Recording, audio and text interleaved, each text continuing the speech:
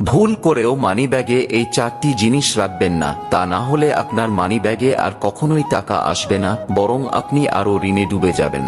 কি সেই জিনিস, সেটা জানার আগে যারা মন থেকে বিশ্বাস করেন বিপদে পড়লে রক্ষা করবেন প্রভু শ্রীরাম, তারা লাইক করে কমেন্টে জয় শ্রীরাম লিখে দিন।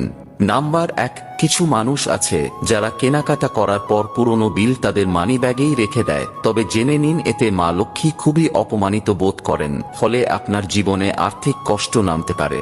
নাম্বার 2, মানিব্যাগে কখনোই ভগবানের ছবি রাখা উচিত নয়। শাস্ত্রবিদরা বলছেন মানিব্যাগে ভগবানের ছবি রাখলে ঋণের বোঝা মাথায় চেপে যায়।